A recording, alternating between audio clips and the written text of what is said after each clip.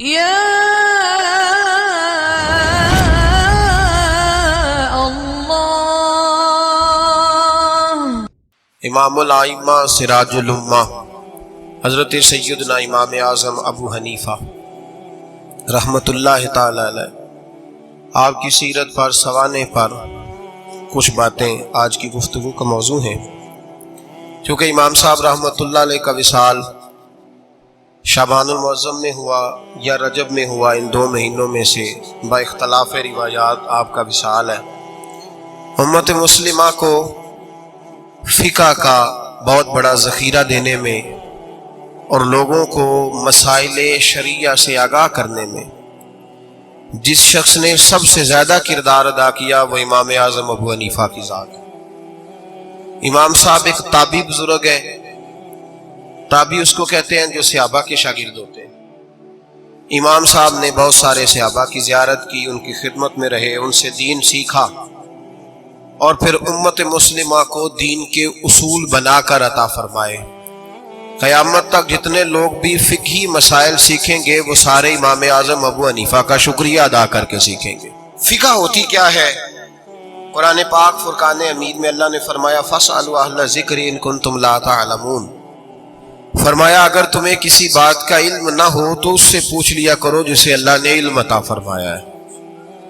تمہیں جب علم نہ ہو تو ان کے پاس جاؤ جنہیں اللہ نے علم دیا ہے۔ اس کا نام فقہ ہے۔ کسی عالم کی، کسی بزرگ کی تقلید کرنا، اس کے مقلد ہونے کا معنی یہ ہے کہ آپ کسی ایک شخصیت کے، ایک بزرگ کے قول پر اعتبار کرتے ہوئے کہ اس کو دین کا علم زیادہ ہے تو جو بات وہ بتائے، چونکہ ہر آدمی یہ طاقت نہیں رکھتا کہ وہ سارے قرآن کا مطالعہ کرے، تفاسیر کا مطالعہ کرے، احادیث کا مطالعہ کرے، ان کی شرح دیکھے، صحابہ کرام کے اقوال دیکھے، صحابہ کا اس مسئلے میں کیا موقف تھا، کیا رائے تھی، ہر چیز کو پرکھے۔ ہر آدمی کے بس کی یہ بات نہیں ہوتی، تو اس کے لیے شریعت اسلامیہ کے قانون بنا دیا گیا کہ ایک امام کی تقلید کر لو۔ دلیل کیا ہے؟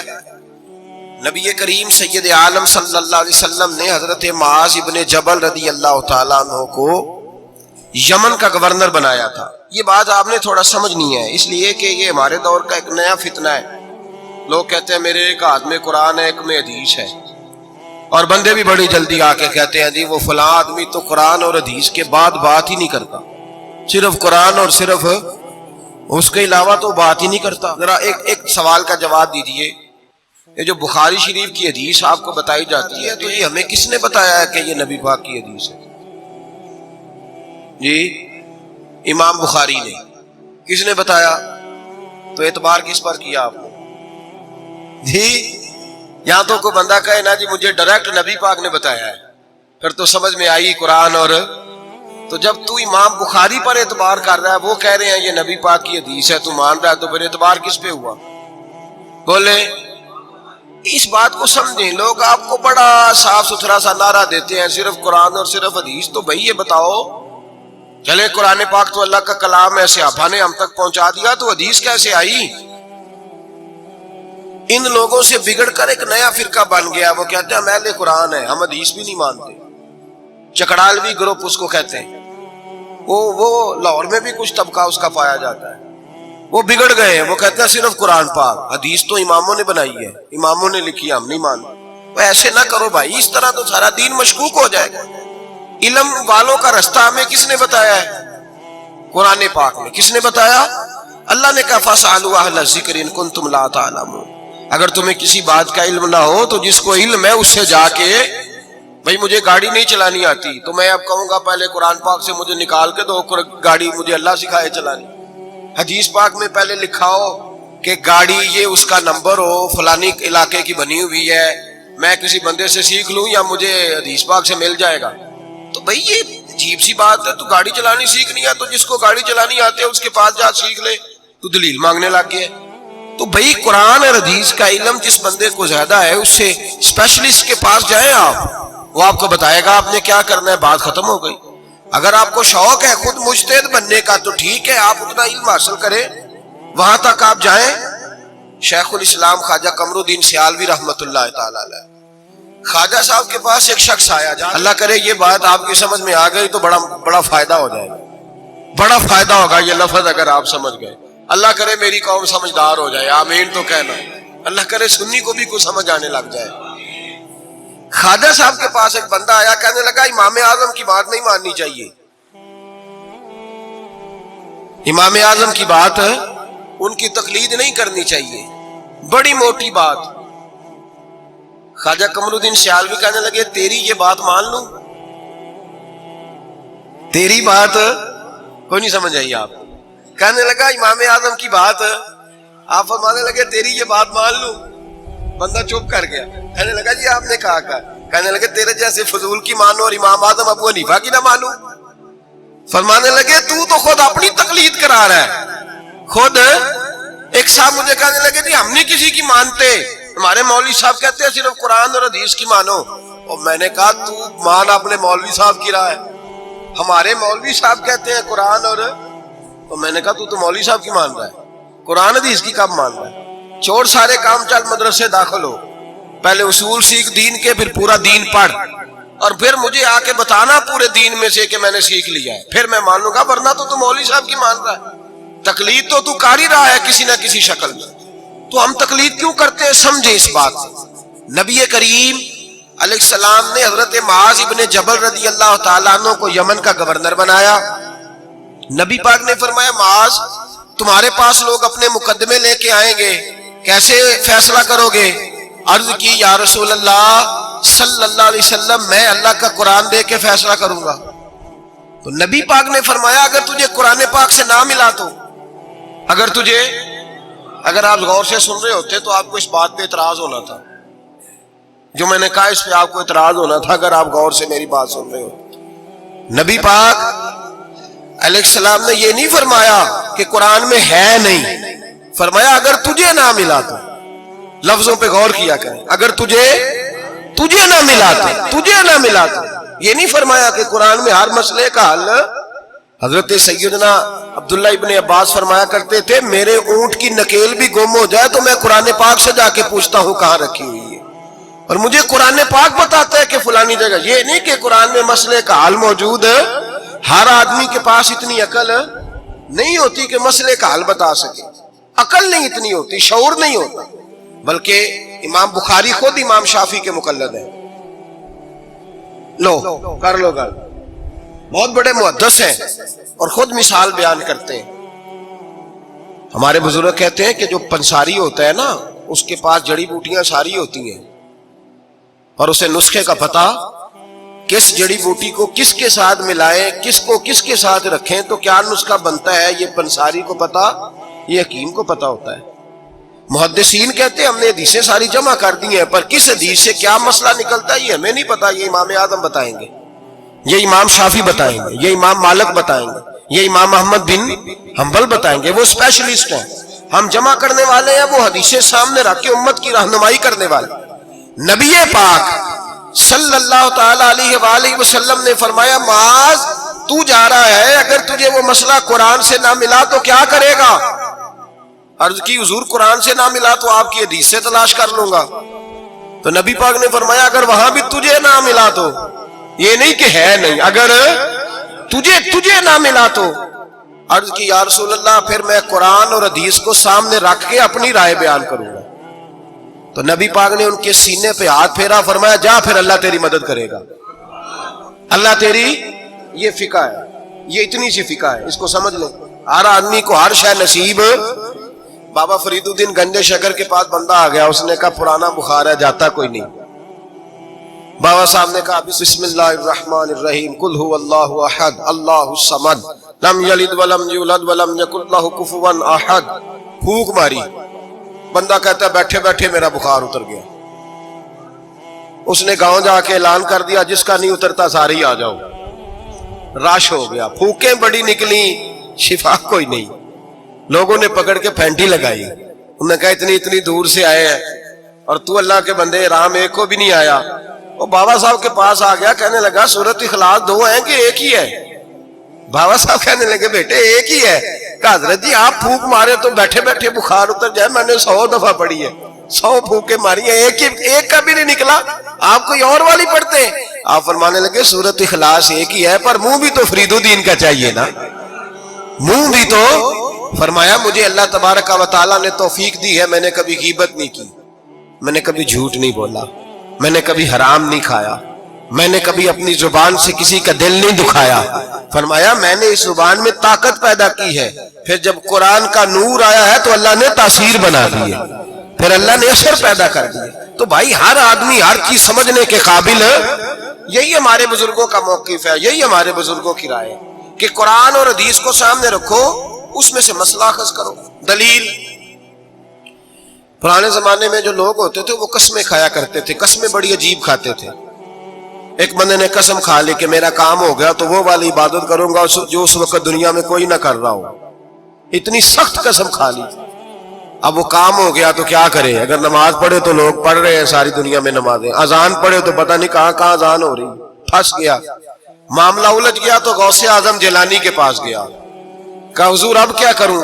آپ فرمانے لگے کچھ بھی نہیں، حرم شریف چلا جا، کعبہ تو ایک ہی ہے نا پوری دنیا میں، ایک منٹ کے لیے سب لوگوں کی منت کر کے طواف رک جائے، ایک چکر طواف کا تو اکیلے کر لے، تیری منت پوری ہو جائے گی۔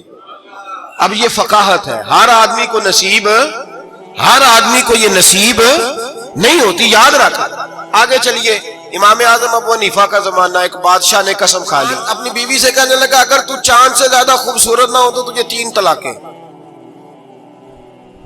اب مسئلہ بن گیا، کدھر سے نکالیں؟ اب قرآن پاک میں یہ لفظ کہیں نہیں لکھا کہ عورت چاند سے زیادہ خوبصورت ہوتی ہے، کسی حدیث میں نہیں لکھا واضح طور پر کہ بی بی چاند سے زیادہ خوبصورت ہوتی ہے۔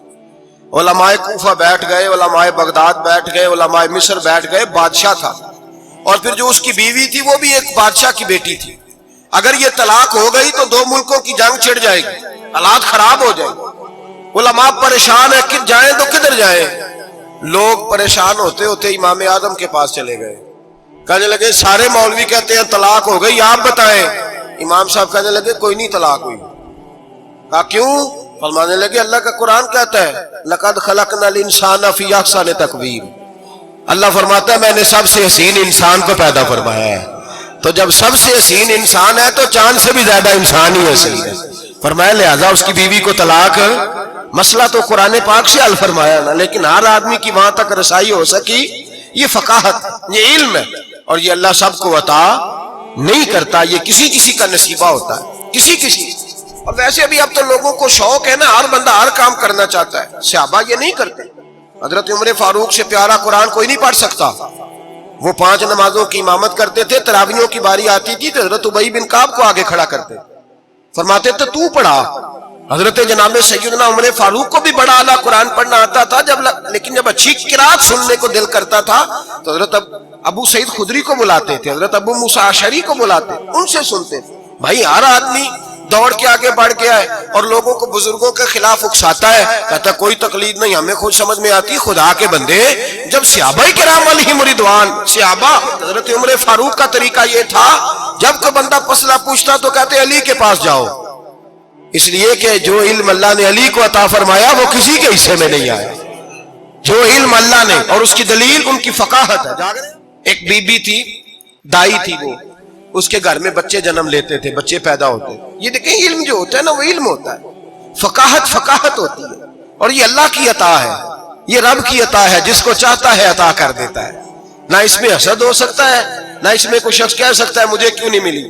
حضرت علی رضی اللہ تعالیٰ عنہ کا زمانہ ہے، ایک بی بی کا خیمہ تھا، جھونپڑی تھی، جیسے آج ہاسپٹل بنے ہوئے ہیں وہاں بچے پیدا ہوتے ہیں۔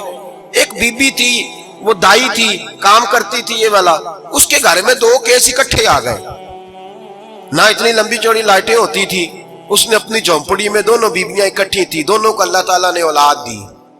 رات بڑی گہری تھی، اندھیرا بڑا سخت تھا، ایک کے گھر میں بچہ پیدا ہوا، دوسری کے گھر میں بچی پیدا ہوئی۔ اب جب صبح کا اجالا نکلا تو جھگڑا شروع ہو گیا، دونوں بیویاں مطالبہ کرتی ہیں بیٹا میرا ہے، بیٹا میرا ہے۔ اب وہ دائی بھی نہیں بتا سکتی، اندھیرا بڑا سخت تھا، بوڑھی عورت تھی، سمجھ نہیں آتی کیا کروں، تلواروں تک بات چلی گئی۔ لوگوں نے کہا کیوں لڑتے ہو جب مولا علی شیر خدا جو موجود ہے، انا مدینہ تو علم و علی بابوہا، نبی پاک نے فرمایا میں علم کا شہر ہوں، علی اس کا دروازہ ہے۔ فرمایا جب اتنا بڑا شخص موجود ہے تو ضرورت ہی نہیں۔ لوگ پریشان ہو کے گئے، جا کے کہنے لگے حضور ایک مسئلہ آ گیا، ذرا سوچ کر غور کر کے بتائیے۔ اندھیرے میں بچہ پیدا ہوا، ایک بی بی کے ہاں بیٹا ایک کے ہاں بیٹی, اب دونوں بیٹی کی طلبگار ہیں, فیصلہ کیسے کریں؟ تو حضرت علی نے کہا بڑے تم پریشان آئے تھے, یہ بھی کوئی بات ہے؟ دونوں بیویوں کا تھوڑا تھوڑا دودھ نکال کے تولو, جس کا دودھ وزنی بیٹا اسی کا ہے. کہا حضرت جی یہ مسئلہ آپ نے کیسے نکالا؟ فرمانے لگے قرآن پاک سے نکالا ہے.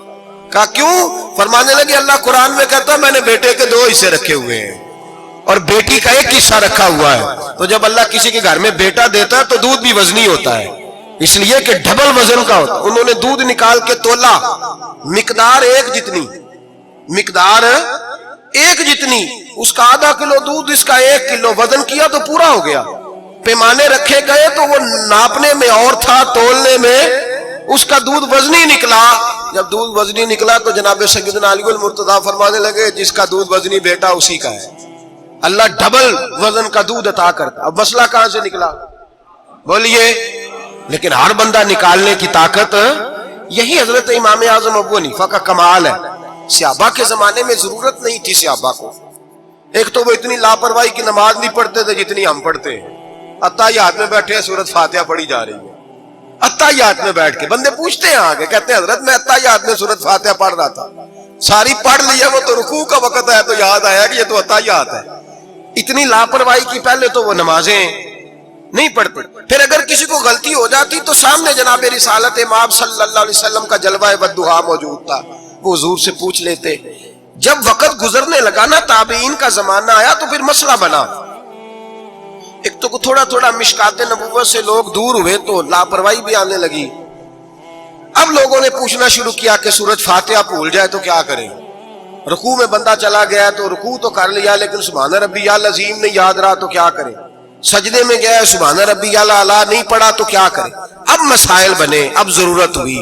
امام اعظم نے اصول فقہ مرتب کی, ہمیں بتایا کہ نماز میں فرض کیا ہے, نماز میں واجب کیا ہے, نماز میں کیا شے ضروری ہے اور کیا شے ضروری نہیں ہے. وہ بھی انہوں نے حدیثیں سامنے رکھی کہ نبی پاک نے کس کس بات کی کتنی تاکید کی, کس کس بات کی زیادہ تاکید نہیں فرمائی. پھر انہوں نے مسئلہ بتایا کہ قیام کرنا فرض ہے, رکوع کرنا فرض ہے, لیکن رکوع میں سبحان ربی العظیم کہنا سنت ہے. اگر کسی کی رہ بھی جائے گی تو اس کی نماز ہو جائے گی. قوما کرنا فرض ہے, سجدہ کرنا فرض ہے, لیکن سجدے میں سبحان ربی الاعلیٰ کہنا سنت ہے. رہ بھی گیا تو نماز, جو سجدہ ہی نہیں کرے گا اس کی نہیں. تو یہ اصول بنائے امام اعظم نے. امام اعظم کون تھے؟ کپڑے کے ایک بہت بڑے تاجر تھے, ان کے بیٹے تھے, پورا نام تھا نعمان بن ثابت. امام اعظم ان کا لقب ہے, ابو حنیفہ ان کی کنیت ہے. لوگ جب اپنی مرضی کی باری آتی ہے تو حرم شریف کے حوالے دینے شروع کر دیتے ہیں. حرم شریف میں جو ہوتا ہے, حرم شریف میں نے کہا چلو وہی مان لو, مسجد نبوی میں باب بلال سے داخل ہو جاؤ یا باب ہجرت سے داخل ہو جاؤ. مسجد نبوی میں جب داخل ہوگے, اندر مسجد کے قدم رکھو گے دونوں دروازوں سے جا کے, تو جو کھلا سین ملے گا اس سین کے اوپر جو سامنے نظر ڈالو گے تو 4 اماموں کے نام لکھے ہوئے ہیں فقہ کے. جو سب سے پہلا نام لکھا ہے وہ امام اعظم ابو حنیفہ کا لکھا ہوا ہے. آج بھی مسجد نبوی میں, آج بھی, دوسرا امام شافعی کا, تیسرا حضرت امام مالک کا, چوتھا امام محمد بن حنبل کا.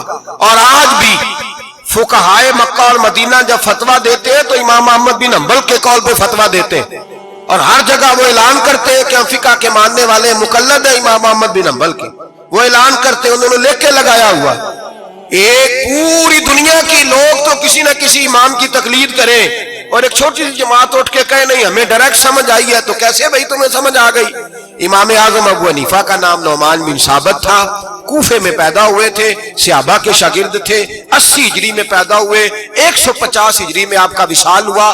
باپ تاجر تھے, آپ فرماتے ہیں میں سیانا ہوا تو تجارت میں لگ گیا. ریشمی کپڑے کا کاروبار تھا, بہت بڑا گھرانہ مالدار تھا ہمارا.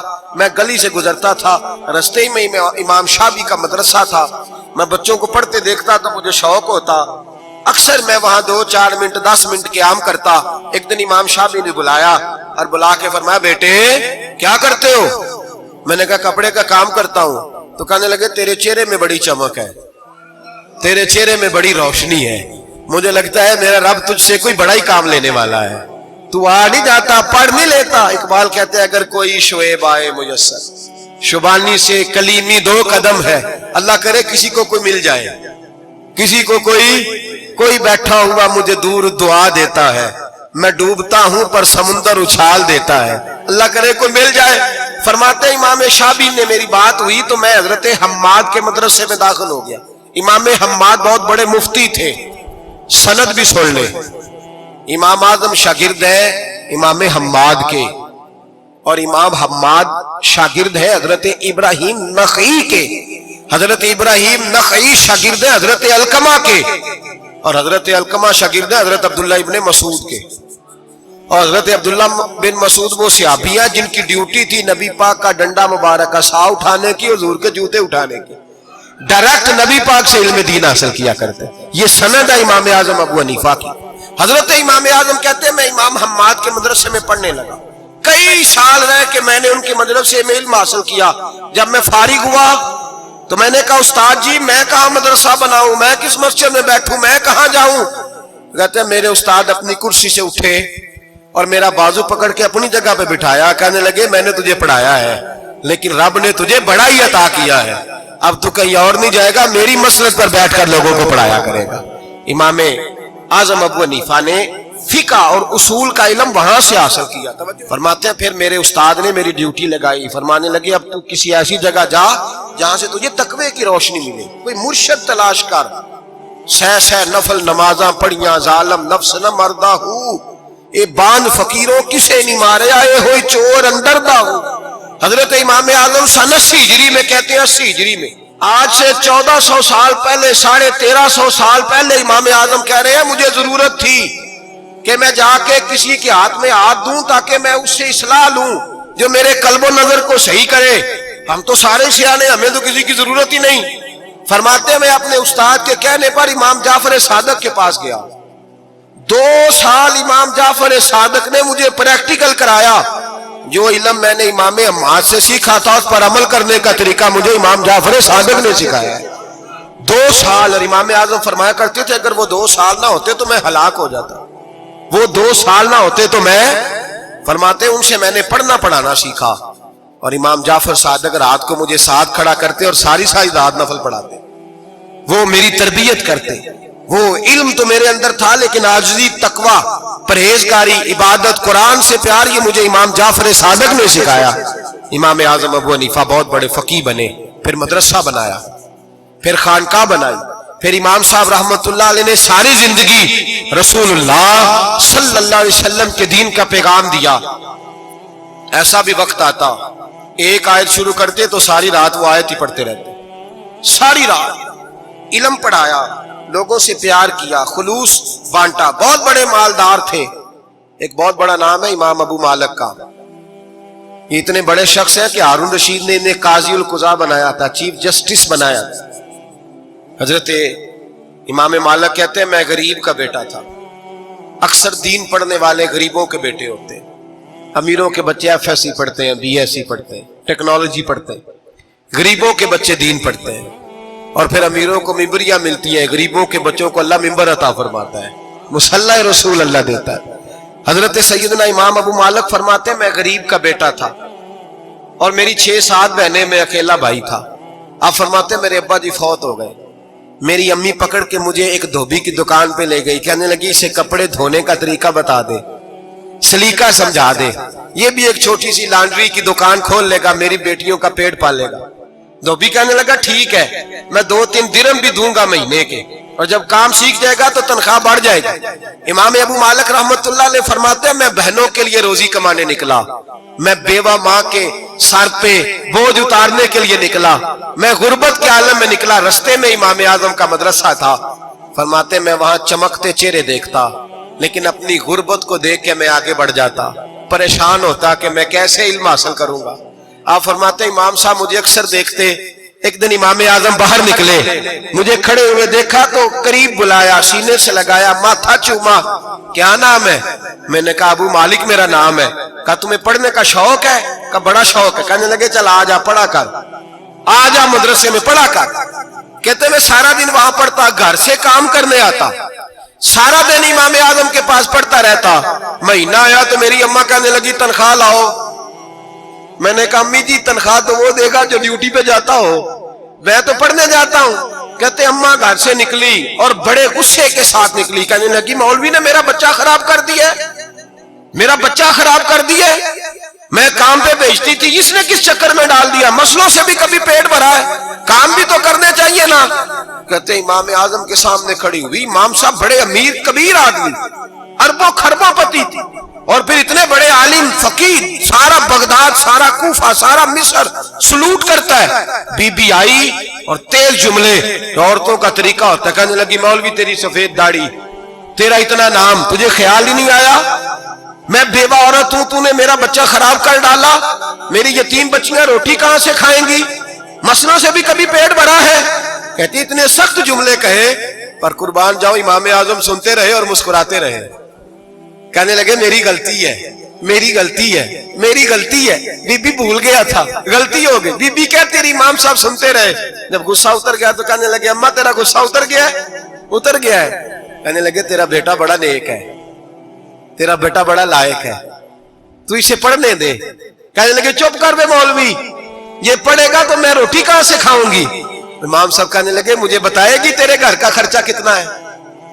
اس نے ایک لفظ تو ہے 3 دینار کا، ایک روایت ایسی بھی لکھی ہے بزرگوں نے، کہنے لگی 40 درہم ہے، اور اماں کہتی میں نے جان بوجھ کے زیادہ بتائے، حالانکہ میں کناک کا خرچہ کرتی تھی، لیکن جب کھلا ڈلا کرے تو وہ والا خرچہ بتایا، میں نے کہا 40 درہم خرچہ ہے، تو دے گا؟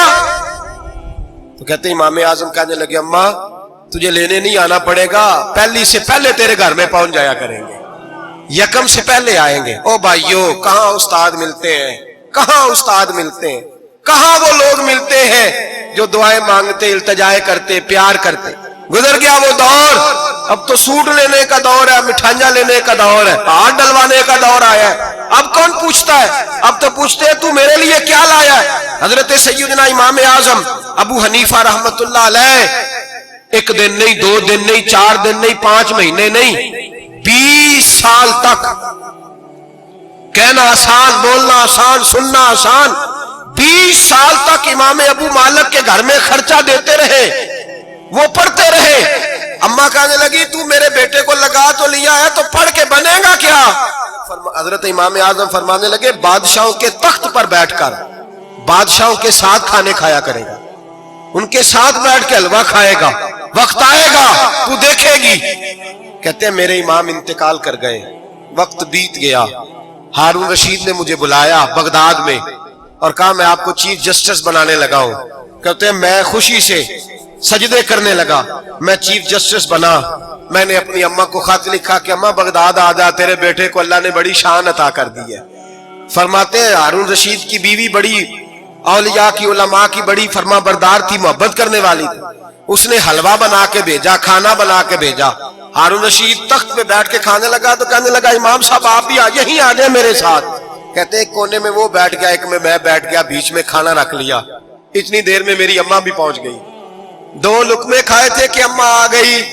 جب اماں نے مجھے تخت پہ بیٹھے دیکھا، ایک یتیم، ایک لاوارث، ایک بن باپ کا بچہ، وہ کل تک جو بہنوں کے لیے 4 دینار نہیں لا سکتا تھا، تخت پہ بیٹھ کے جب روٹی کھاتے دیکھا تو اماں تڑپ گئی، روئی، چیخیں ماری۔ میں نے کہا اماں کیا ہوا؟ کہنے لگی بیٹا مجھے تیرا استاد یاد آ گیا ہے، اس نے کئی سال پہلے کہا تھا اسے دین کا علم پڑھنے دے، اسے فقیہ بننے دے، یہ بہت آگے جائے گا۔ دیکھ آج اللہ نے تجھے کتنی شان عطا کی ہے۔ کہا بیٹا یہ کمال تیرا نہیں، یہ امام اعظم ابو حنیفہ کا کمال ہے، یہ ان کا کمال ہے جنہوں نے تمہیں یہاں تک پہنچایا۔ میرے بھائی اپنی پوری زندگی حضرت امام اعظم ابو حنیفہ نے، آج تو اساتذہ کرام، اساتذہ مجھ سے ایک ٹیچر کہنے لگے حضرت جی دل نہیں لگتا، بے سکونی سی ہے، کچھ بتلائیں۔ تو میں نے کہا کلاس میں کوئی یتیم بچہ ڈھونڈ لیں، کوئی لاوارث بچہ ڈھونڈیں، اس کی وردی اپنے ذمے لے لیں، کتابیں اپنے ذمے لے لیں، اس کا خرچہ اپنے ذمے لے لیں، روز جیب میں ٹافیاں ڈال کے جایا کرے کہ غریب کو دینی ہے۔ فرمایا 2 مہینے یہ والا وظیفہ بھی پڑھ کے دیکھیں، اللہ آپ کو سکون عطا کرے گا۔ یہ بھی کہنے لگے بڑی ٹھنڈک ہوئی ہے، بڑا سکون ملا ہے، بڑی تابعداری۔ میں نے کہا آپ لفظوں سے سکون چاہتے ہیں، وہ لوگ خدمت کر کے سکون لیتے تھے۔ کوفے کا ایک امیر آدمی تھا، پھر غریب ہو گیا، غریب، غربت بڑی پریشانی ہے، بڑی پریشانی، بڑی آزمائش۔ غریب بیوقوف اس لیے ہوتا ہے کہ اس کی جیب میں پیسے نہیں ہوتے، غریب مجبور اس لیے ہوتا ہے کہ اس کے پاس ہوتا کچھ نہیں نا، تو ساری آزمائشیں کٹھی آ جاتی. غریب آدمی تھا، محنت مزدوری کرتا لیکن پوری نہ ہوتی. وہ کہتا ہے ایک دن گلی میں ککڑی بیچنے والا آیا. تو میری ایک بیٹی تھی چھوٹی سی، باقی بچے بڑے تھے. چھوٹی ضد کرنے لگی، کہنے لگی ککڑی کھانی ہے. ککڑی کہتے میں پریشان ہو گیا، دل ٹوٹ گیا. بیٹی نے سوال کیا ہے. فرماتے میں نے سوچا کس کے پاس جاؤں، کسی اور کے پاس مجھے سمجھ نہ آیا، میں سیدھا امام اعظم کے پاس چلا گیا. یہ شخص ہے جو مجھے دے گا بھی اور میرا پردہ بھی رکھے گا. مجھے دے گا بھی اور میرا، بولیے، میرا یہ پردہ بھی رکھے گا. یہ رسوا نہیں کرے گا، یہ فوٹو نہیں کھچائے گا. یہ فوٹو کھچا کے پہلے دن فیس بک پہ نہیں لگائے گا کہ میں غریبوں میں تھیلے بانٹ رہا ہوں. یہ اسی وقت اخبار والوں کو نہیں بلائے گا ایک تھیلا اور 6 اخباروں میں تصویریں. یہ اس طرح نہیں خیرات دے. حضرت امام اعظم کے پاس گیا تو فرماتے رش بہت زیادہ تھا، میں امام صاحب سے بات ہی نہ کر سکا. واپس آ گیا. امام صاحب نے بندہ بھیجا، فرمایا پتہ کر یہ بندہ کسی ضرورت کے لیے آیا تھا، رش کی وجہ سے بات نہیں کر پایا. کہتے واپس میرے پیچھے بندہ بھیجا، وہ میرے گھر تک آیا. گھر آ کے اس کو حالات کا پتہ چل گیا، واپس گیا. کہتے ہیں 3 تھیلیاں شرفیوں کی بھر کے امام اعظم لائے اور خود آئے اور رات کے اندھیرے میں آئے اور مجھے تھیلیاں دے کے نا تو میرے آگے ہاتھ باندھ دیے. میں نے کہا حضور ہاتھ کیوں باندھتے ہیں؟ آپ فرمانے لگے یار دکھ اس بات کا ہے کہ تو میرا پڑوسی تھا اور تیری غربت کا مجھے پتہ ہی نہیں چلا. تو میرے علاقے کا تھا اور میں نے سوچا ہی نہیں، میرا اپنا تھا، مجھے خیال ہی نہیں آیا. اور میں معاف کر دے، میری شکایت نہ کرنا کہ یہ میری طرف توجہ نہیں کرتا. علم بھی تھا، عمل کا نور بھی تھا، تقوی کا حسن بھی تھا، غریب کی مدد کا جذبہ بھی تھا. آج لوگوں پر مال کا فتنہ سوار ہوتا ہے، سب پر نہیں لیکن زیادہ لوگوں پر. جیسے جیسے مال آتا جاتا ہے ویسے ویسے عقل بھی آتی جاتی ہے، ویسے ویسے سیانے بھی ہوتے جاتے ہیں. کہتے ہیں وہ بھی کمائے وہ بھی کرے، میں تو ٹیکنیکلی بڑا ہوں، میں عقل مندی، میں بڑی نہ بہن کی فکر رہتی ہے، نہ بھانجوں کی فکر رہتی ہے، نہ رشتہ دار کی فکر رہتی ہے، نہ دائیں بائیں کچھ دیکھتے ہیں. لوگ جیسے جیسے پاورفل ہوتے جاتے ہٹتے جاتے، کٹتے جاتے، امیروں سے گرانے لگتے جاتے، آگے کی طرف دیکھتے جاتے. امام اعظم ابو حنیفہ رحمت اللہ علیہ نے ساری زندگی پیار کیا، محبت بانٹی، علم، فقاہت، تقوی، روشنی. آج لوگوں کو علم ہوتا ہے پر علم کا نور نہیں ہوتا. ہمیں بہت ساری باتوں کا پتہ ہوتا ہے پر وہ باتیں ہمارے لفظوں میں ہوتی ہیں، ہم اس کے حسن سے آگاہ. اور اگر میں یہ کہہ دوں کہ ہمیں ان باتوں پر یقین کامل نہیں ہوتا، کہہ رہے ہوتے ہیں، ہم سمجھتے ہیں، بڑی باتیں کرتے ہیں، لیکن ان باتوں کے پیچھے جو عمل کا جذبہ ہے وہ پھیکا ہوتا. امام اعظم ابو حنیفہ رحمت اللہ تعالی علیہ جتنے بڑے عالم تھے اتنا ہی بڑا خوف تھا اللہ کا دل میں، اتنا ہی بڑا خوف تھا. ایک آدمی کہتا ہے میں نے امام صاحب سے مسئلہ پوچھنا تھا، میں نے عشاء کی نماز امام صاحب کے پیچھے پڑھی. کتنی لوگ باتیں سنتے ہیں، اس کا اثر کتنا لیتے ہیں، لیکن امام صاحب رحمت اللہ علیہ کا طریقہ کیا تھا؟ کہتے میں نے امام صاحب کے ساتھ نماز پڑھی مسجد میں تو قاری صاحب نے قرآن پڑھا، اذا زلزلت الارض زلزالہا واخرجت الارض اثقالہا. فرماتے ہیں آخری 2 آیتیں پڑھی، فمن یعمل مثقال ذرۃ خیرا یرہ ومن یعمل مثقال ذرۃ شرا یرہ. اللہ فرماتے ہیں میں قیامت کے دن تیرے ذرے ذرے کا حساب کروں گا. ذرہ برابر نیکی ہوئی تو تیرے سامنے آئی، ذرہ برابر گناہ ہوا تو تیرے کس کے برابر؟ جی وہ کتنا ہوتا ہے؟ ریت کا 1 ذرہ، اس کے برابر بھی گناہ ہوا تو تیرے سامنے. یہ اللہ کہہ دیا ہے تو ایسا انشاءاللہ ہو کے رہے گا. اللہ ایک دفعہ دکھائے گا. دعا فرمائے اللہ ہمیں معافی عطا فرمائے، اللہ ہم سے درگزر فرمائے، اللہ ہمیں بخشے ہوئے میں شامل فرمائے. یہ آیت امام صاحب نے سنی تو کہتے ہیں میں نمازی سارے چلے گئے تو امام صاحب بیٹھے اور یوں نہ اپنی داڑھی پکڑ لی، چراغ ٹمٹما رہا.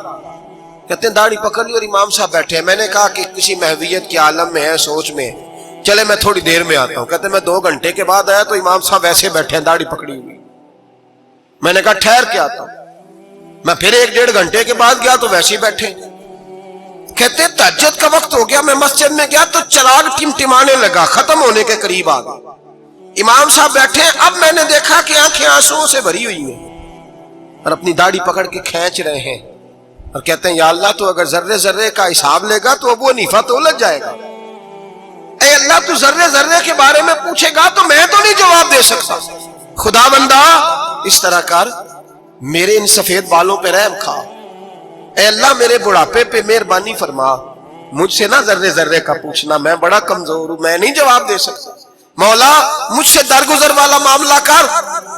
کہتے تڑپ رہے امام صاحب، فجر کی اذان ہوئی تو امام صاحب نے دائیں بائیں دیکھا، میں پیچھے کھڑا تھا، میں نے کہا حضور ساری رات ہی گزر گئی، آپ ایک آیت سن کے پریشان رہے، اور میں روزانہ 20 تقریریں سنتا ہوں، درجنوں حدیثیں سنتا ہوں، مجھے تو اثر نہیں ہوتا۔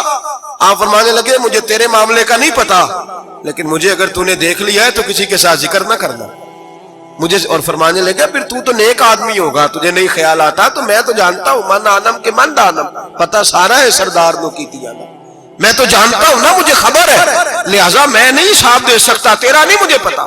جتنا میرے بھائی علم زیادہ اتنا خوف بھی، حضرت عبداللہ ابن مسعود فرماتے ہیں زیادہ باتیں کرنے والا عالم نہیں ہوتا، اللہ سے زیادہ ڈر جانے والا عالم ہوتا ہے۔ جو آدمی لمبی چوڑی گفتگو کرے وہ فقیہ نہیں، وہ اللہ سے ڈرنے والا نہیں، بلکہ جس کو وہ بات کرے تو تھوڑی کرے، ڈر کے کرے، خوف کے ساتھ کرے، اللہ کی خشیت جس کے دل میں ہو وہ بڑا عالم ہوتا ہے۔ حضرت امام اعظم ابو حنیفہ رحمت اللہ علیہ مالدار تھے اور اپنے مال میں سے حصے نکالتے تھے۔ امام صاحب فرمایا کرتے تھے میں نے چند ہزار درہم رکھ دیے۔ حضور کس لیے؟ فرمایا لوگوں کو قرضہ دینے کے لیے۔ نبی پاک صلی اللہ علیہ وسلم نے فرمایا قرضہ لینے والے کو منع کیا ہے، فرمایا قرضہ ایک قید ہے، بغیر مجبوری کے نہ لینا۔ اب لینے والے بھی احتیاط نہیں کرتے، فٹافٹ قرضے کے پیچھے بھاگتے ہیں، بڑی مجبوری ہو تو قرضہ لیں، فرمایا مقروض قیدی ہوتا ہے، قرضہ لینے سے بچو۔ اور دینے والے کو کیا کہا؟ فرمایا اگر سامنے والا تنگ دست ہو نا، تنگ دست، تو اسے مہلت دو، جتنی تم مہلت دو گے اللہ اتنے ہی پیسے روز صدقہ کرنے کا ثواب عطا فرمائے گا۔ اگر تنگ، ایک صاحب مجھے کہنے لگے میں نے رمضان شریف میں نا قرضے کے حوالے سے یا کچھ عرصہ پہلے کسی موقع پر قرض کے حوالے سے کوئی بات کی، ایک صاحب مجھے کہنے لگے حضرت صاحب جیسے کسی کو لینا ہوئے نا 20,000 تو انہوں ترا کے لئی دے، تو جے 20 کروڑ لینا ہوئے تو پھر نہیں ترایا جانا۔ میں نے کہا کیوں؟ کہنے لگے 20,000 والا بندہ ماڑا ہوتا ہے نا، جہاں 20 کروڑ کھا گیا وڈی مگرمچھ ہوتا ہے، انہوں ترایا جا سکتا، وہ دے کے بندے ترلے ہی کر دے چل بھائی کیویں دے سکنا ہے۔ وہ جو 20,000 والا نا ماڑا بندہ انہوں کہنے تو دینے نے کہ تیرا بندوبست کریے، کہنے چور صاحب جمعرات لے آؤ کسی طریقے، جمعرات ماڑا ہے نا۔ نبی پاک نے کیا فرمایا؟ حضور نے فرمایا تجھے پتہ چل جائے کہ تنگ دست ہے تو مہلت دے، جتنے دن تو اس سے پیسے نہیں لے گا اتنے ہی پیسے روز صدقہ کرنے کا ثواب دیا جائے۔ اب لوگ جو تگڑی موٹے مگرمچھ ہیں ان کو مہلت دیتے ہیں، وہ کہتے ہیں جا جتھو لب دے نہیں لے، پھر کہتے ہیں نہیں آپ بتائیں آپ کیسے دے سکتے۔ اور ماڑا بندہ انہیں 2,000 دینا ہے دکان کا، اس کو دکاندار کہتا ہے کل سائیکل لے کے تب گزرنا میرے آگے سے اگر پیسے دینے ہیں تو میں نے سائیکل رکھ لینا۔ ڈرنا چاہیے اللہ پاک، ہمیں پتہ ہوتا ہے سامنے والا غریب ہے، تنگ دست ہے، مجبور ہے، اسے مہلت دینی۔ امام صاحب کہتے ہیں میں نے کچھ پیسے رکھے ہوئے تھے، پس منظر یہ تھا کہ غریب لوگ آتے ہیں تو میں ان کی مدد کروں گا۔ امام اعظم ابو حنیفہ نے ایک بندے سے پیسے لینے تھے اور حال یہ تھا کہ آپ دھوپ میں کھڑے تھے، ساتھ اس بندے کا مکان تھا، لوگوں نے کہا حضرت دیوار کے سائے میں ہو جائے، فرمانے لگے اس سے پیسے لینے ہیں، اگر سائے میں کھڑا ہوا تو سود میں شمار ہو جائے گا، میں اس سے فائدہ نہیں لے سکتا۔ ایک بندے سے قرضہ لینا تھا، وہ آپ کو دیکھ کے گلی اور دوسری گلی میں چلا گیا، رستہ بدل گیا اور چھپ گیا۔ امام صاحب رونے لگے، کہنے لگے اے اللہ میں اتنا برا ہو گیا ہوں کہ تیرے بندے مجھ سے چھپنے لگے، اس کو ڈھونڈ کے لائے، کیوں چھپتا ہے؟ کہا حضور آپ کے پیسے دینے ہیں۔ آپ نے فرمایا جا میں نے اللہ کی رضا کے لیے معاف کیے، آج کے بعد چھپنا نہ، اس لیے میں نہیں چاہتا کہ تجھے کوفت ہو، تو میری طرف دیکھ کے چھپنے لگا ہے، میری طرف دیکھ کے۔ غریب تو بھائی گلیوں میں گھستے پھرتے ہیں کہ کوئی بندہ مل نہ جائے، مقروض آدمی، پتہ اس وقت چلتا ہے جب خودکشی کر گیا، پتہ اس وقت چلتا ہے پھر لوگ آتے ہیں اس کے بچوں کو کہتے ہیں فکر نہ کرنا ہم تیرے ساتھ ہیں، اس کے ساتھ ہونا تھا اس کا سایہ بچ جاتا۔ اب آئے ہو امام اعظم ابو حنیفہ رحمت اللہ تعالیٰ علیہ لوگوں کو سہولت دیتے، آسانی دیتے، پیار کرتے، محبت کرتے۔ ہم لوگوں کا مزاج ایسا نہیں ہے، ہمارے اخلاقیات کے اندر وہ حسن نہیں جو ہمارے بزرگ ہمیں دے کے گئے، اور پھر چھوٹی چھوٹی باتوں میں حقوق العباد کا خیال کرتے، چھوٹی چھوٹی باتوں۔ ہم تو گالی دے کے بھی کہتے ہیں نا چل کیا ہو گیا، گالی دی ہے نا۔ میں نے دیکھا ہے سائیکل والے کی ٹکر اگر پجارو والے کے ساتھ ہو جائے تو معافی سائیکل والے نے مانگنی ہے، کیونکہ وہ سائیکل پہ بیٹھا ہے نا، اس کی غلطی یہ ہے کہ وہ سائیکل پہ بیٹھا ہے، معافی سائیکل والے نے مانگنی ہے، پجاروں والا نہیں مانگے گا۔ ہو سکتا ہے سائیکل والا اٹھ کے کہے جناب مجھ سے غلطی ہو گئی، مجھے پتہ ہی نہیں تھا کہ آپ تھے، ورنہ میں آپ کے آگے نہ آتا۔ سائیکل والا مجبور ہے کیونکہ اس کے پاس پجاروں نہیں، اور پجاروں والا تو شیشہ نہیں نیچے کرتا، کہتا دھوپ آئے گی، گاڑی بڑی مشکل سے ٹھنڈی کی ہے، نیچے اتر کے ملازم کہتا ہے اس کو پوچھو اگر کوئی 200-400 کا نقصان ہوا تو 500 دے دو۔ مزاج ہے امام اعظم ابو حنیفہ رحمۃ اللہ علیہ، عالم، حقوق العباد کا چھوٹی چھوٹی، آپ کے شاگردوں میں سے کسی کے چہرے پر شکن آتا تو 20 بار پوچھتے کوئی پریشانی ہے میرے بیٹے کو، کیا ہو گیا؟ ساری زندگی سایہ دار شجر کی طرح گزاری، ساری زندگی شاگردوں پر مریدوں پر محبت کا سائبان رہا، ٹھنڈی چھاؤں رہی امام صاحب کی۔ امام اعظم ابو حنیفہ رحمۃ اللہ تعالی علیہ گلی سے گزر رہے تھے، لکڑی کے جوتے پہنا کرتے تھے، کھڑاؤں، ایک نوجوان بچے کے پیر پہ پیر آ گیا تو کہنے لگا امام اللہ سے ڈر جا۔ یہ لفظ کہے تو امام صاحب کی چیخ ہی نکل گئی، کئی گھنٹے بے ہوش رہے۔ لوگوں نے کہا حضور کیا ہوا؟ فرمانے لگے تم نے سنا نہیں، چھوٹے چھوٹے جوان بھی کہتے ہیں کہ ابو حنیفہ اللہ سے نہیں ڈرتا، اللہ کی مخلوق کہتی ہے نہیں ڈرتا۔ اگر یہ کہہ رہے ہیں تو میرا کیا بنے گا؟ کئی دن روتے گزر گئے، لوگ اس بچے کو لائے، آگے کہنے لگا حضور آپ تو پریشان ہو گئے، میں نے تو محاورتاً کہا تھا، محاورتاً کہا تھا کہ آپ اللہ سے نہیں ڈرتے۔ فرمانے لگے بیٹے مجھے محاوروں کا نہیں پتا، جب رب کے خوف کا نام آتا ہے تو جملے سیدھے میرے دل سے جا کے ٹکراتے ہیں، سیدھے دل سے جا کے ٹکراتے ہیں۔ گلی سے گزر رہے، لکڑی کے جوتے پہنے، کھڑاؤں، بارش ہے، کیچڑ ہے، ایک دیوار کے قریب سے گزرے تو تھوڑا سا کیچڑ اڑ کے نا تو دیوار پہ پڑ گیا۔ یہاں ٹرالی والا ساری دیوار توڑ جاتا ہے اور کہتا ہے چلو میں نے کون سا جان بوجھ کے کیا ہے۔ یہاں لوگوں کا گھر توڑ جاتے ہیں، کہتے ہیں چلو بتاؤ کتنا خرچہ آیا تھا۔ فوری طور پہ لوگ ماننے کو تیار ہی نہیں۔ امام صاحب کے پیروں سے یہ باریکی سمجھے، یہ حقوق العباد کا مسئلہ ہے، جو جاننے والے ہوتے تھے ان کا یہ طرز زندگی تھا۔ کیچڑ اڑا پیروں سے اور ایک آدمی کی دیوار پہ پڑ گیا۔ امام صاحب کھڑے ہیں، سوچ رہے ہیں کروں تو کیا کروں۔ شاگرد صاحب حضرت جی کیا پریشانی ہے؟ آپ فرمانے لگے میں نے اس کی دیوار گندی کر دیا، صاف نہ کروں تو بھی ظلم ہے، اور اگر صاف کروں تو دیوار کچی ہے، جب صاف کروں گا تو کچھ مٹی اتر جائے گی، تو کسی کے گھر کی مٹی اتارنا یہ بھی ظلم ہے۔ اب میں دو پریشانیوں میں الجھ گیا ہوں، کدھر جاؤں؟ کہا حضرت جی پھر؟ فرمایا اس کے دروازے پہ دستک دو۔ دروازے پہ دستک دی تو جو بندہ باہر آیا وہ مجوسی تھا، آگ کی پوجا کرنے والا تھا۔ امام صاحب کہنے لگے مجھے جانتے ہو؟ کہنے لگے حضور سارا کوفہ جانتا ہے، سارا بغداد جانتا ہے، ساری دنیا جانتی ہے آپ مسلمانوں کے امام ہیں، لوگ جانتے۔ آپ نے فرمایا یار مجھ سے غلطی ہو گئی ہے۔ وہ کیا؟ آپ فرمانے لگے میں اپنے انداز میں گزر رہا تھا، بوڑھا آدمی ہوں، خیال نہیں آیا، تھوڑا کیچڑ اڑ کے تیری دیوار پہ لگ گیا ہے۔ میرے بھائی یہ کوئی فرشتے تھوڑی تھے، یہی زمین پہ بسنے والے لوگ، احتیاط والے لوگ تھے۔ ہم لوگوں نے پتہ نہیں اپنا مزاج اتنا سخت کیوں بنا لیا ہے، کتنے لوگوں کو لتاڑ کے، کتنی پگڑیاں اچھال کے، کتنے حقوق العباد ضائع کر کے بھی ہم اسی طرح کے مطمئن ہیں۔ کہاں سے تسلی لاتے ہیں ہم؟ کہاں سے اپنے آپ کو ٹھنڈک دیتے ہیں؟ کیسے اپنے آپ کو ہم سکون دے لیتے ہیں کسی کو تکلیف دے کے؟ کس طرح سکون کی نیند آتی ہے جب کوئی پریشان ہوتا؟ کیوں ہمارا دل پتھر ہو گیا؟ اعلیٰ حضرت فرمایا کرتے تھے جا کسی سے جا کے علاج کرا، تیرے سینے میں جو دل دھڑک رہا ہے وہ سخت ہو گیا، جا کسی سے جا کے اس کی دوائی کھا، تجھے خیال ہی نہیں آتا تڑپتے لوگوں کو دیکھ کر، جا کے علاج کرا، اگر ایسے ہی مر گیا تو حالات تیرے حق میں اچھے نہیں ہوں گے۔ حضرت امام صاحب تڑپ رہے ہیں اور اس شخص کے سامنے آہوزاری کر رہے ہیں جو مجوسی بھی ہے، غریب بھی ہے، کچے گھر میں رہتا ہے۔ فرمایا یار بتا اب کیا کروں؟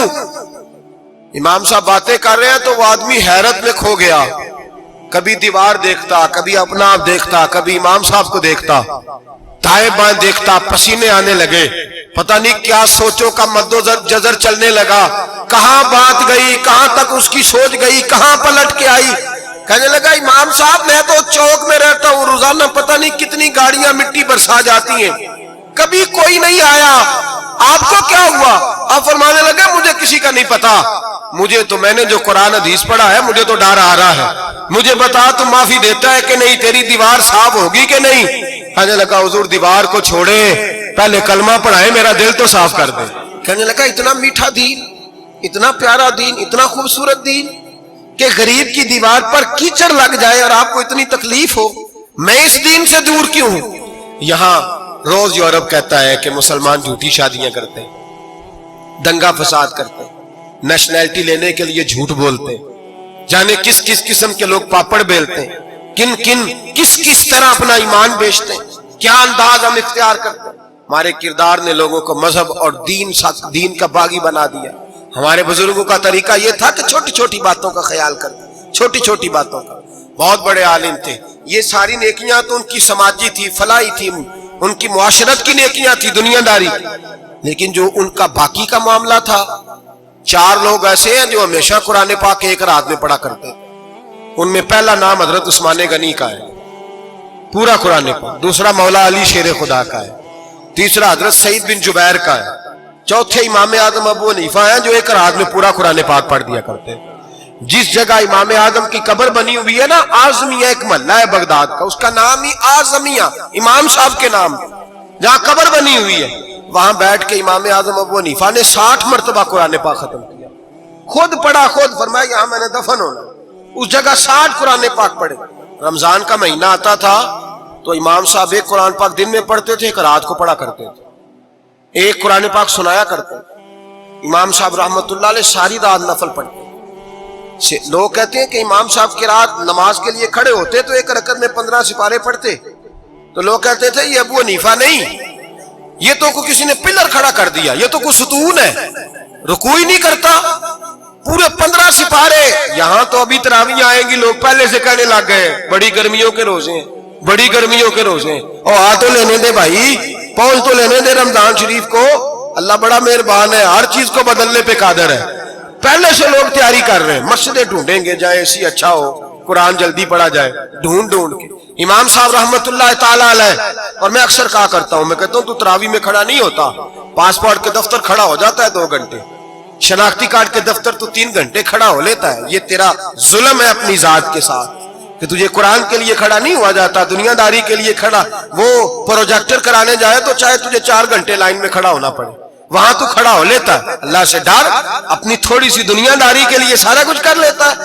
حضرت امام صاحب رحمت اللہ تعالیٰ علیہ تقوی اور طہارت کے پہاڑ 55 حج کیے امام اعظم نے۔ کتنے؟ 55 حج فرمائے۔ حج ایک مشقت والا کام ہے، جدوجہد والا کام ہے، جوان بھی تھک جاتے ہیں، کہتے ہیں بڑا مشکل ہے جی، اور یہ جتنا مرضی آسان ہو گیا، قیامت تک اس نے مشکل ہی رہنا ہے، اس لیے کہ یہ ایک مجاہدہ ہے۔ 55 حج کیے، آخری حج پہ گئے تو کعبے کے مجاور کو کہنے لگے ذرا کھول نہیں دیتے کعبے کا دروازہ، میرا اندر جانے کو دل کرتا ہے۔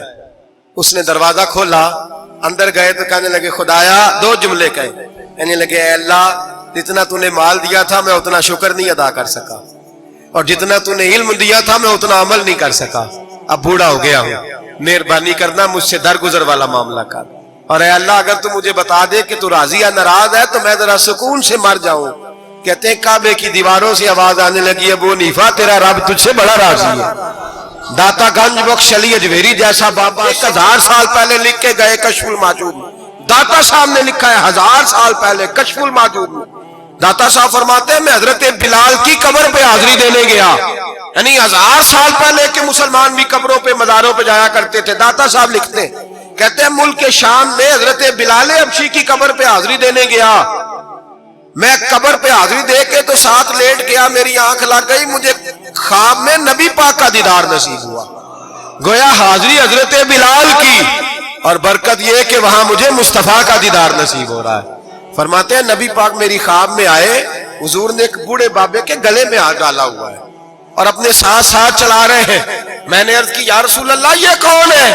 تو نبی پاک نے فرمایا یہ تیرا امام اعظم ابو حنیفہ ہے۔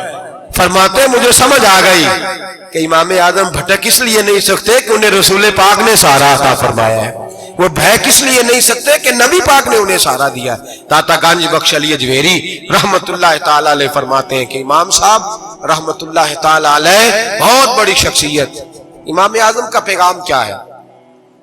انہوں نے فقہ بنائی، دین پھیلایا، جتنی بھی میں نے باتیں سنائی سارا پیغام، ایک پیغام ہے امام صاحب۔ امام صاحب رحمت اللہ تعالی علیہ فرماتے ہیں کہ دین پر عمل کرنے والوں کو بھی کسی اچھی صحبت کی ضرورت ہوتی ہے، عمل کرنے والے کو۔ آپ فرماتے ہیں کئی دفعہ عمل کرنے والے کا عمل بھی ٹوٹ جاتا ہے، استقامت نہیں رہتی۔ فرماتے ہیں اچھی صحبتیں تلاش کرو، ان کے پاس بیٹھا کرو، ورنہ ہو سکتا ہے جو عمل تم کر رہے ہو اس میں کمی آ جائے۔